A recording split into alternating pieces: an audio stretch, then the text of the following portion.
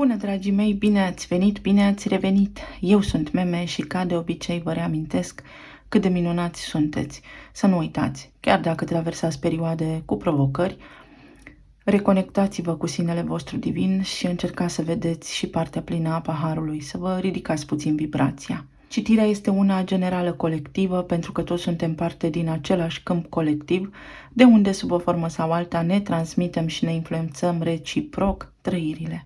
Dacă nu rezonați cu mesajele pe care le transmit, mergeți mai departe. YouTube oferă clar diversitate și poate vă conectați mai bine cu altcineva sau cu un alt tip de mesaj.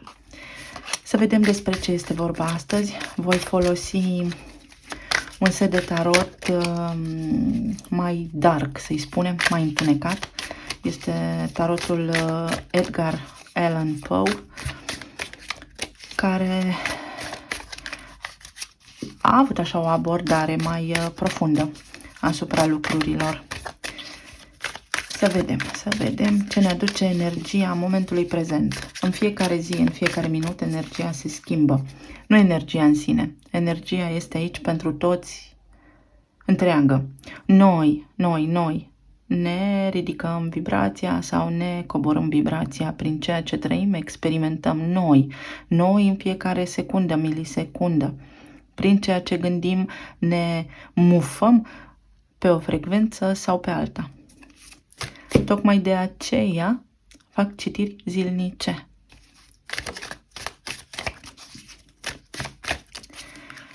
Pentru voi, dragii mei, acum când urmăriți clipul,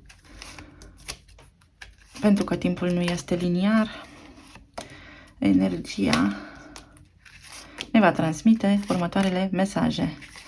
La semnalul următor va fi ora. Ia să fiți cu ochii pe ceas. Dacă am spus chestia asta care mi-a marcat copilăria, este cu siguranță ceva aici. Ce bizar că mi-am adus aminte așa ceva. Poate la radio. Sau vedeți că este o chestiune de frecvențe. Schimbați butonul, da? Primul mesaj. Albine și comunitate. Și numărul 37. Împărăteasa și faetonul. O energie care ne împinge, da, o frecvență, sau noi ne cablăm pe o frecvență care vrea să miște niște lucruri la nivel de comunitate, poate la locul de muncă sau în familie, în cercul vostru de prieteni apropiat. Foarte interesant. Începem așa la nivel pământean săptămâna bine, căci la nivel eteric începem în fiecare secundă altă viață. Ancora, stabilitatea, numărul 16. Numărul 16 este paradoxal numărul turnului, deci o zguduire, un eveniment neașteptat, o conștientizare, o epifanie. Poate acum să vă deschidă această ușă roșie, o ușă a dorințelor, poate ceva legat de pasiunea voastră sau poate lucrați la un proiect, la ceva care vă face o deosebit de mare plăcere. Din nou 7, faetonul, merge către steaua voastră. Poate aveți legătură cu ceva din nord. 11, liberul arbitru. Și avem nori și distracția sau distragerea atenției. Aveți nevoie de claritate. Faptul că poate vă este afectată stabilitatea vă distrage atenția și atunci, în loc să vă nașteți cum ar fi, să vă creați o viață frumoasă, vă creați ceea ce trăiți și experimentați în acest moment, care este un efect al propriilor voastre gânduri și a propriei voastre materializări. Nu ni se întâmplă viața, noi o facem să se întâmple în fiecare moment. Suntem co-creatori. Motivație. Aveți nevoie de o motivație, doriți să luați o decizie, aveți o alegere de făcut în legătură poate cu serviciul sau cu comunitatea, familia, locul în care sunteți, în legătură cu stabilitatea voastră, ceva de maximă importanță și aveți un blocaj mental, nu știți către ce să vă îndreptați și aveți nevoie de motivație. Vedeți tot albastru, avem cumva o similaritate între aceste două cărți. pe albastru, pe chakra gâtului, pe comunicare, pe gândire, pe cum văd lucrurile și nu le văd. Chakra 7 și chakra 6 sunt cumva poate active, dar chakra 5 este cu blocaj acolo. Nu iese, nu trece energia în inimă. Să vedem. În legătură cu ce? Cu iubirea. Iubirea de aproape, iubirea de partener, iubirea față de copii sau iubirea față de activitatea mea profesională. Poate unii dintre voi doriți să vă retrageți de la locul actual de muncă sau din câmpul muncii sau dintr-un anume colectiv care vă dăunează. Grav sănătății, da? Pentru că colectivitatea se regăsește în casa a 6-a, care este și casa sănătății. Luna august, leul și vărsătorul sau fecioara și peștii. Iată, axa medicinei și axa detașării, a voinței propriei mele persoane, pasiunea mea, ce iubesc eu, dar și independența. Eu și independența mea, libertatea mea. Aveți de luat o decizie care are legătură cu libertatea voastră sau cu independența voastră. Vă întoarceți într-o relație sau țineți cu mâinile strâns de o relație sau vă îndepărtați de aceasta sau de un colectiv, după cum spuneam. Pe planul emoțional, la nivel de relații, avem 10 de spade, 10 de bâte, 5 de monede și luna. Iată, norii, nu văd. Practic, vă este frică de propria voastră alegere aici, pentru că vă este teamă de singurătate. La baza dorinței voastre de manifestare în legătură cu iubirea acum stă singurătatea. Și ambele cărți, 10 de bâte și 10 de spade, spun că sunteți într-un final de ciclu. Deja ați depășit ce a fost mai greu și sunteți pe punctul de a înainta către o nouă direcție, dar luna nu vă permite să vedeți clar la nivel subconștient sau înăuntrul vostru. Evitați să vă uitați către adevăr pentru că aveți o teamă de singurătate. Și aici avem o traumă din trecut. Avem 2, 2 și 1. 2, 2 și 1 poate înseamnă ceva pentru cineva sau poate fi 1, 2, 2. Ceva de genul acesta. Luna înseamnă și un mister, ceva ce presupuneți că este acolo. Nu vreți să renunțați la o idee.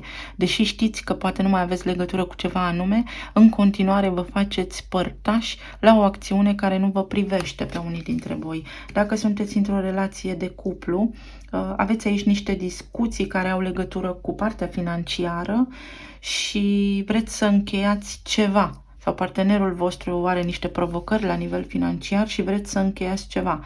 Dacă sunteți singuri, tot la nivel de lună, tot la nivel de motivație, vă legați foarte mult de lucrurile care nu au funcționat în viață și vă blocați noul, vă blocați abundența, vă blocați prosperitatea și iubirea. Dacă sunteți în separare, ce a fost mai rău a trecut, însă vă macină foarte tare această singurătate. Vă macină. Vă e teamă să vă confruntați eul, iubirea, sufletul, mintea. Nu știți să stați singuri cu voi.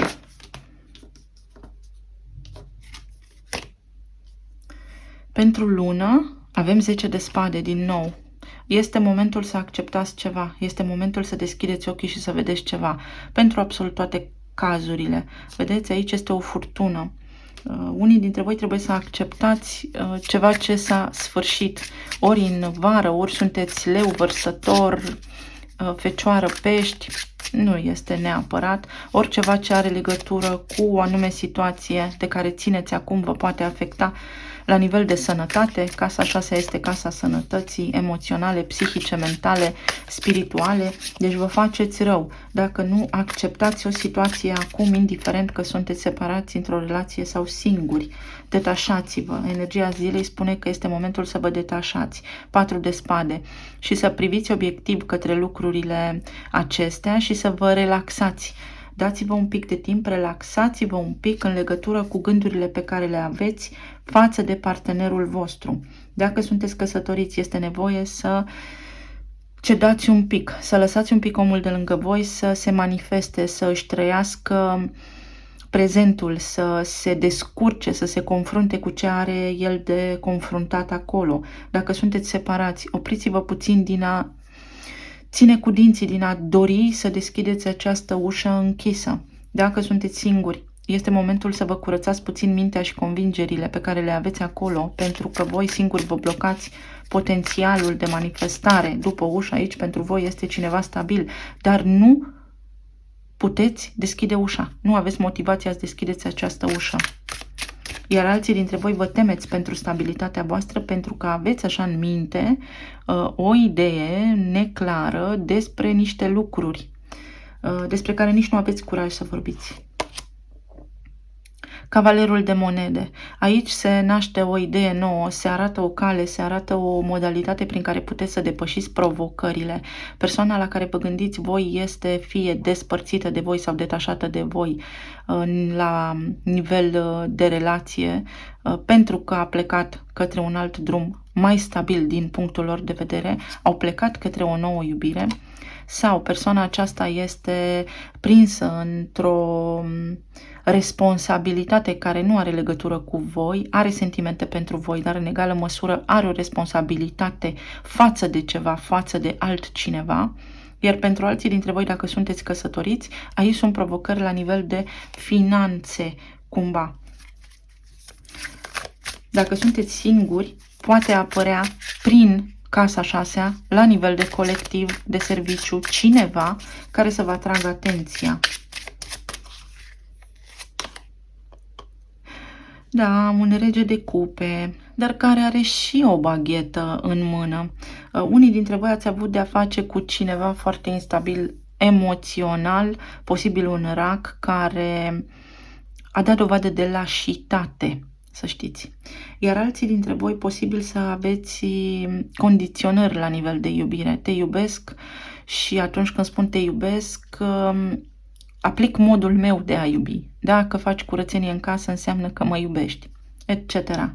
Pentru alții dintre voi, iată cum, dacă vă calmați puțin, lăsați loc liber iubirii să se manifeste și regele de cupe cu 10 de bâte și 10 de spade aici spun pentru unii dintre voi, vechiul drum s-a închis. S-a închis. Ok, păstrează iubirea, ia toate aceste lucruri ca și experiență de viață și mergi mai departe. Pentru alții dintre voi, persoana la care vă gândiți voi acum traversează o perioadă foarte nefastă din viața sa. Și, da, posibil unii dintre ei să fie într-o altă relație stabilă pe care acum o regretă, dar sunt prinși acolo, legați de mâini și de picioare și acum trebuie să răspundă pentru acțiunea pe care au întreprins-o atunci, pentru decizia luată. Deși au sentimente pentru voi, pentru că aici am o umbră care reflectă. Nu văd adevărul, nu acceptă adevărul și nu spun în relația actuală că au sentimente pentru voi. 6 de bâte. 6 de bâte vorbește despre succes. Succesul va veni pas cu pas din trăire, din experimentarea vieții așa cum este. Pentru unii dintre voi să știți că aveți această realizare aici a turnului, a cuiva de care voi sunteți despărțiți acum, că de fapt stabilitatea și dorința lor supremă sunteți voi. Dar nu au văzut, vedeți, soarele, nu au văzut binele de nori, au avut o interferență la nivel de motivație, i-a motivat ceva greșit. Pe unii dintre ei banii, pe alții dintre ei afirmarea în carieră, sau poate pe voi v-au motivat banii și afirmarea în carieră sau un trai mai bun și atunci cumva s-a întrerupt această conexiune. Oh, ce frumos, avem roata destinului și vedeți, o să vă arăt ceva frumos. Cărțile acestea, ia uitați cum se seamănă. Destinatarul ești tu. Tu ești centrul universului, tu ești universul, tu manifesti o schimbare, o schimbare. Ai încredere acum că lucrurile se schimbă. Dacă ai încredere, prima culoare care mi este semnalată aici în sensul acelor de ceasornic este iubirea. Chakra inimii. Ai încredere că ceva aici se poate schimba. Reușita ta sau reușești ceva care îți schimbă destinul. Pentru cei care sunteți într-o relație de căsnicie, schimbarea care poate apărea acum este ca voi să aveți încredere în partenerul vostru și să îi dați libertatea de care are nevoie. Pentru cei care sunteți separați, se pot petrece aici niște evenimente în afara controlului vostru, care nu au legătură cu voi și voința voastră, care să facă persoana la care vă gândiți voi să conștientizeze faptul că toate drumurile duc de fapt la voi pentru că v-au în suflet. Iar pentru cei care sunteți singuri, este nevoie să vă aliniați puțin la frumos, la viață, la iubire, la a fi optimiști, pentru că din umbră vă veghează cineva, adică este pe punctul de a apărea în viața voastră cineva, v-am spus, o manifestare pe care este important să nu o blocați. Cineva care poate fi în cercul vostru de prieteni sau în colectivul de serviciu sau printre foștii colegi. Justiția. Aveți aici de-a face cu niște lucruri karmice și cu un echilibru între rațiune și suflet, pentru că regele de cupe este foarte emoțional, mai puțin cumva rațional și poate ușor naiv. Fie persoana la care vă gândiți voi a fost naivă, s-a încântat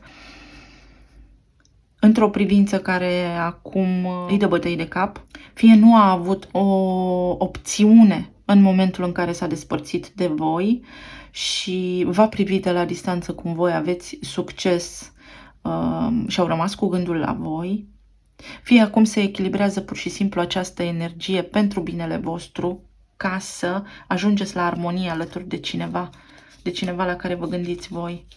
Pentru cei care sunteți căsătoriți, s-ar putea ca chestiunile acestea administrative, casnice, să vă dea bătăi de cap, să aveți senzația că partenerul vostru nu contribuie în mod egal sau vă ajung din urmă niște facturi, niște credite, treburi de acest gen sau ceva legal, ceva ce implică acte, iar pentru alții dintre voi să știți că justiția aici și roata destinului spune divorț, separare și este foarte bine așa, pentru că orice ușă închisă deschide alte oportunități, adică aici această ușă se poate înlocui, mergi pe alt drum.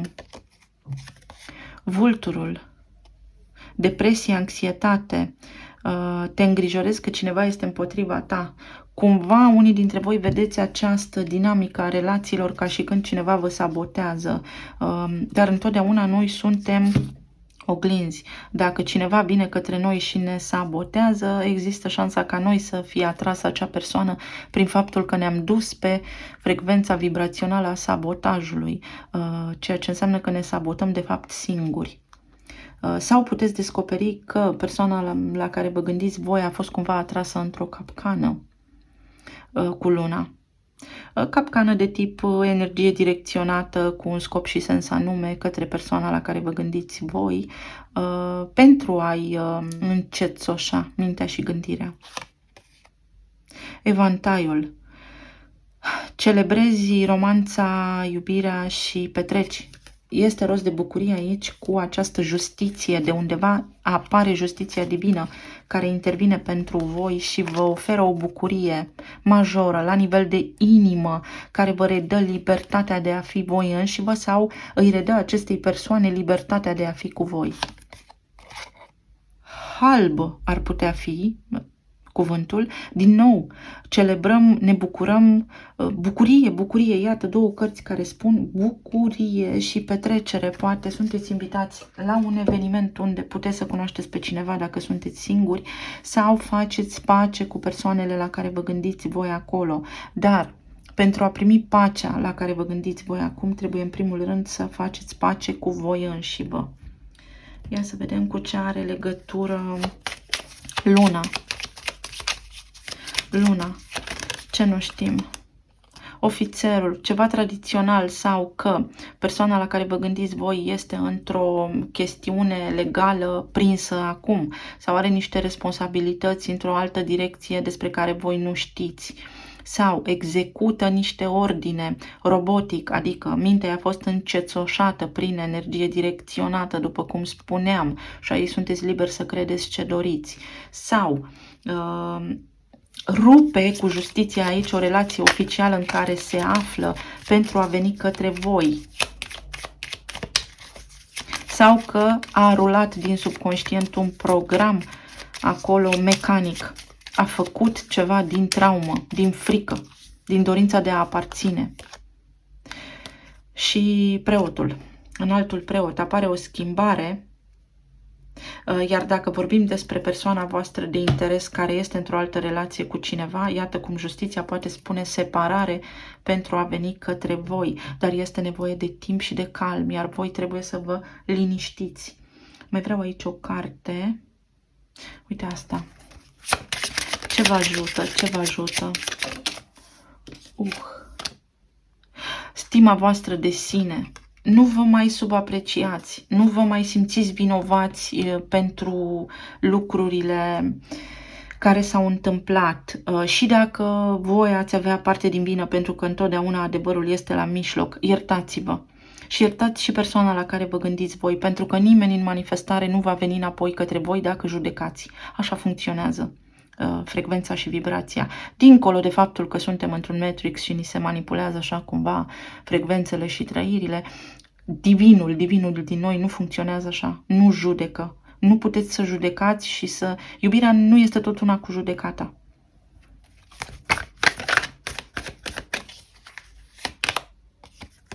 Regina de bâte. Aici este rost de bucurie și de pasiune, vedeți, de manifestare. Manifestarea se face prin scânteie divină, prin foc, prin chemare pură. Tot așa, de asemenea, aveți grijă sau fiți cu băgare de seamă că este ceva aici cu focul. Poate niște ritualuri ascunse pe care le descoperiți aici, dar nu neapărat. Dacă există ceva de genul acesta, tot focul poate purifica. Puteți arde niște foi de dafin pe care să vă scrieți intențiile pentru curățare. La nivel de plan material, ce mai muțică! Cavalerul de bâte, magicianul, 3 de bâte, cavalerul de monede. Foarte bine, la nivel de plan material, vă vine o idee fantastică să porniți într-o nouă direcție, unde vă doreați de mult să ajungeți și acum puteți. Dacă doriți să vă retrageți, să vă pensionați, da, puteți să o faceți pentru că veți găsi o formalitate prin care să nu fiți penalizați. Dacă vă doriți un nou serviciu, atunci puteți să îl obțineți, dar este nevoie de un efort concret, de o acțiune concretă pentru a face acest lucru și nu aveți motivație. Degeaba vă plângeți că nu merge bine dacă voi nu vă căutați alt serviciu. Spre exemplu, dacă aveți ceva provocări la nivel de plan material, să știți că reușiți să achitați niște datorii vechi sau să primiți înapoi niște bunuri materiale care vă aparțin. Pentru alții dintre voi puteți primi o promovare, un bonus, aveți o realizare, aveți o oportunitate, o dorință foarte mare vă este îndeplinită acum. 3 de bâte, ce aduce?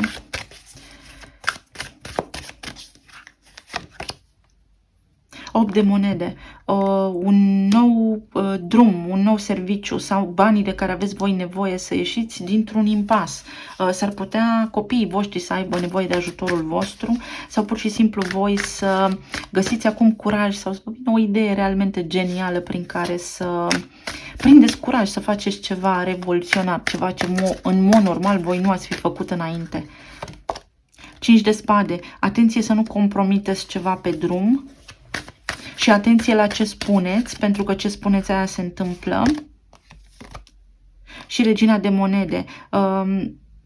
Cred că provocările acestea și lipsa de motivație aici au legătură cu o energie feminină sau cu un superior dacă sunteți încă în câmpul muncii, cu cineva care poate nu vă apreciază sau alături de care simțiți disconfort în a vă îndeplini sarcinile zilnice. Și atunci găsiți în voi curajul să arătați metodic prin cifre și fapte că de fapt această persoană se înșeală pentru că așa veți ieși din încurcătură. Pentru alții dintre voi aveți aici o persoană care nu își onorează cumva promisiunea făcută și acum puteți găsi din nou un remediu concret prin care să faceți această persoană să își onoreze cuvântul pe care vi l-a dat.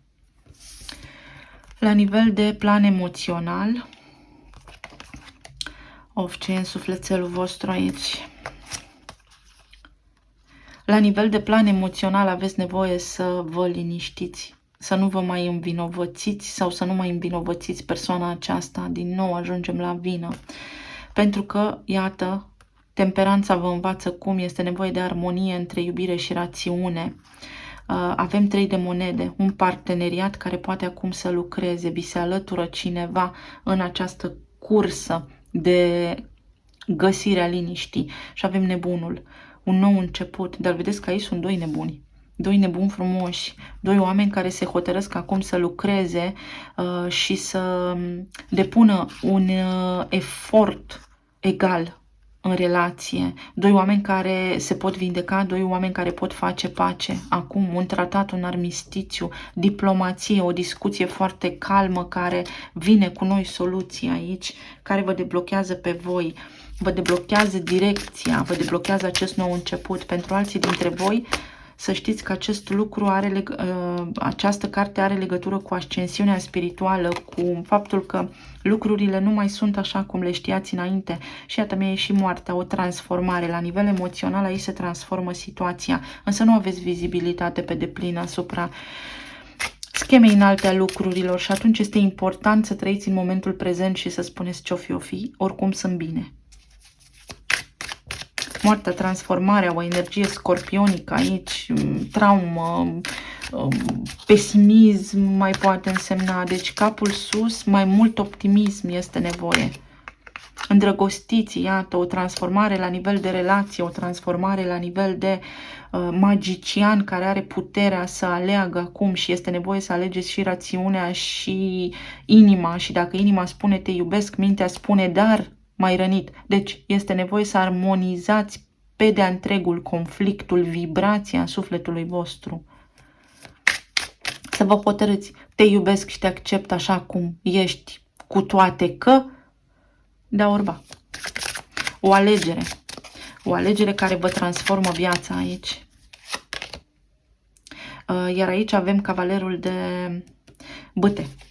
O alegere, trebuie să găsiți în voi curajul. Curajul de a ierta sau curajul de a merge mai departe, curajul de a acționa. Împărăteasa, foarte frumos, cu împărăteasa am deschis, pentru că puteți manifesta. Noi manifestăm în fiecare moment, doar că dacă manifestăm durere, ne întrebăm de unde vine. Din noi, din sufletul nostru, din 5 de bâte. S-ar putea aici să fie vorba despre o ceartă cu familia sau factori externi, persoane din exteriorul vostru, care au contribuit la starea voastră actuală sau la relația voastră sau la disconfortul vostru emoțional. Și aici pot fi copiii, din pricina unui copil să se fi întâmplat așa, sau imposibilitatea de a fi împreună în acest moment implică copii. Dar aceste lucruri se pot rezolva aici. Există căi și soluții. Talismanele. Vă spun sincer că mi-a fost tare poftă să fac această etalare. Nu știu de ce.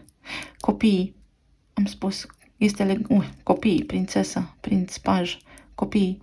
Ceva ce are legătură cu copiii sau cu copilăria. Cu copilăria. Iată, de asta nu a funcționat bine ce trebuia să funcționeze bine acolo și este nevoie de înțelepciune. Mai poate fi aici și o mamă și un copil. O karmă, iată, voastră preluată de la părinții voștri. Pentru că, da, ați ajuns lângă un om care seamănă cu mama, tata și cu mediul vostru în care ați crescut sau cu ce ați fost învățați. Iată, voi. Dar se poate încheia, da, avem justiția care încheie karma.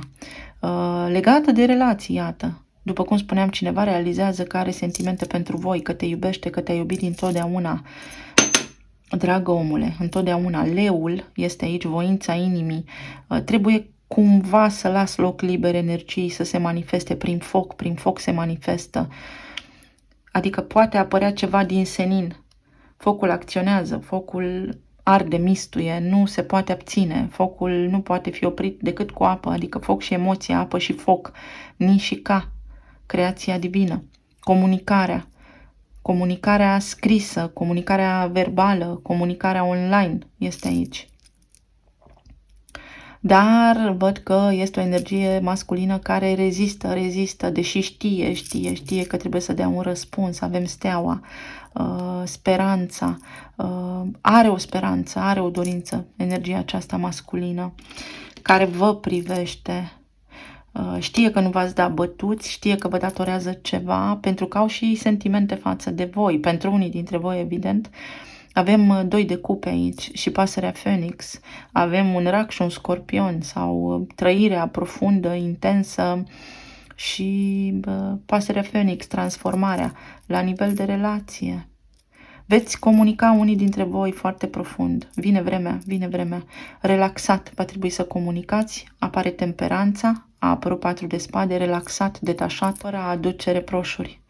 Pentru că am aici vulpea. 6 de bâte. Este aici, l-am avut și noi pe masă. Puteți reuși. Avem aici o sincronicitate. Un capricorn mai este aici. Are legătură cu Capricornul sau cu racul, iată. Arhetipul feminin și arhetipul masculin. Mama și tata. Magicianul. Am învățat de la mama și de la tata că nu merit să fiu iubit. Și am făcut în așa fel încât să mi se confirme că nu merit să fiu iubit.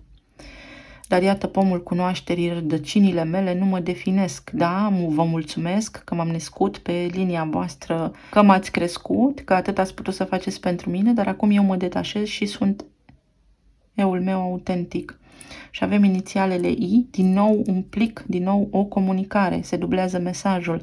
Avem 4 elemente de comunicare aici. Inițialele W, I, N, Y, X. Ia uitați, victorie. Veți avea o victorie foarte mare. O victorie, dar va conta foarte mult ce veți alege și pe ce frecvență vă cablați. Ce vă motivează, de fapt, să vreți și să sperați acum la o împăcare, la o relație care funcționează bine dacă sunteți în cuplu sau a găsi pe cineva dacă sunteți singuri. Iar aici avem fie ajungem să ne îmbrățișăm, fie o luăm pe drumuri separate. Iar aici avem încă ceva, axa X, Y, Z, spațiu-timp, Matrixul, convingerile noastre, rulăm niște programe, programul Terraformarea, așa trebuie să fie pe aici, pe la noi. Să avem o grămadă de provocări. Ei, iată, magicianul, intenția omului de a se naște, de a veni la întrupare în planul fizic, poate suprascrie predefinitul, destinul. Capul sus. Este ceva ciclic, da? Este o dorință. I am, eu sunt, cine sunt eu? Cine sunt eu? Eu sunt câștigător și mă transform din cerșetor în rege, din servitor în prințesă. Repede, o energie de foc, calul. Știți care este chestia aici? Calul este un animal extraordinar de cinstit, loial și așa mai departe, dar la pericol fuge față de câini care la pericol stau lângă stăpân. Deci te iubesc atât de mult, dar cum am dat de greu, am șters-o de aici. Să vă gândiți puțin. Și o protecție divină aici. Cristalinul. Unii dintre voi, atenție la săruri. Nu sunteți hidratați. Dacă bem apă nu înseamnă că suntem și hidratați. Aici am mixed feelings pentru tine. Am trăiri amestecate. Trebuie să mă lămuresc ce vreau exact. New York, poate sunteți pe continente diferite sau la distanță, sau poate Statele Unite au aici o legătură. USA, ușa, iată, ușa. Ruptura dinainte vă face să deschideți acum o nouă ușă. Pentru alții dintre voi să vă împăcați, dar să fie o relație și mai stabilă decât ați avut înainte sau o iubire nouă realmente. Victoria mea. Poate aveți legături cu UK-ul pe aici. Apa cosmică. iubirea mea, victoria mea stă în iubirea de sine, în primul rând. Sau am o victorie la nivel de iubire, se transformă ceva și speranța mea mă va pune față în față cu această persoană, dar am aici de lucrat. Amândoi trebuie să lucrăm. Și cam atât, dragii mei. Vă mulțumesc tare mult pentru atenție, pentru sprijin și suport. Vă sunt profund recunoscătoare. Să fiți bine, să faceți alegerile conștiente, să fiți iubiți și sănătoși. Să ne reauzim cu bine și cu drag și data viitoare. Pa, pa!